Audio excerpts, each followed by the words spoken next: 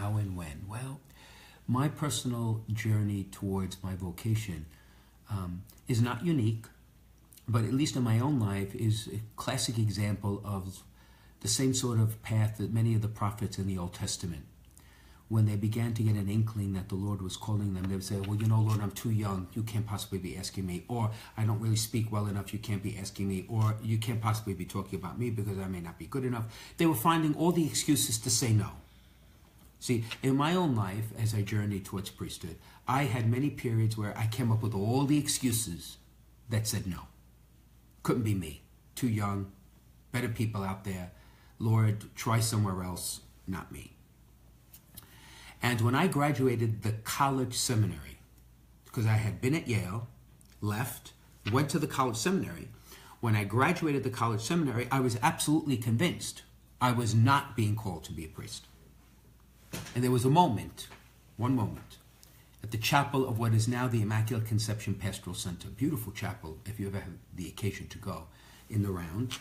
It's a beautiful crucifix right above the altar. And I went into the chapel. Graduation had just happened. And I looked at the Lord who was crucified there, and I said, literally, out loud, Lord, I will do anything for you, but being a priest is not for me. And I walked out, absolutely convinced I would not be a priest. So what happened? The Lord gave me everything I wanted. Everything I wanted. Great car, great job. I had a girl that I was seeing, money in my pocket. I was traveling the country. Everything I thought I wanted that would make me whole and happy. And one night in Pittsburgh at a sales meeting, because I was a sales rep, I woke up in the middle of the night. I was literally drenched from head to toe. It was almost 20 minutes to 2 in the morning. And I sat up in bed and I said, something's not right. Because I have everything I want, but I'm not sure I have what I really need.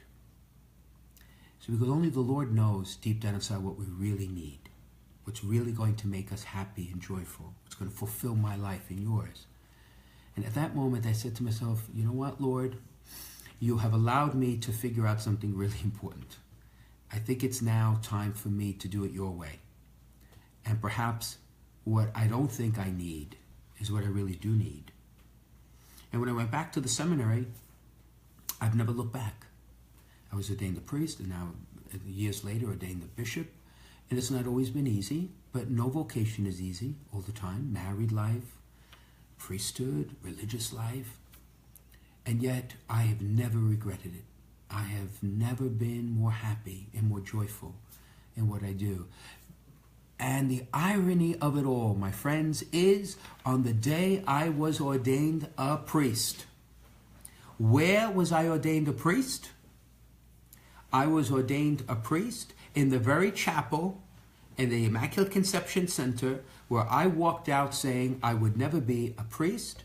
In that chapel, I was ordained by Bishop McGovern a priest on the 16th of May, 1987. And as I walked out of that chapel, I said to myself, in my own mind's eye to the Lord, I said, Lord, you have won. So I'm telling you, all of those who are listening, don't be afraid. Whatever the Lord's calling you, don't be afraid. He will give you the grace to do it.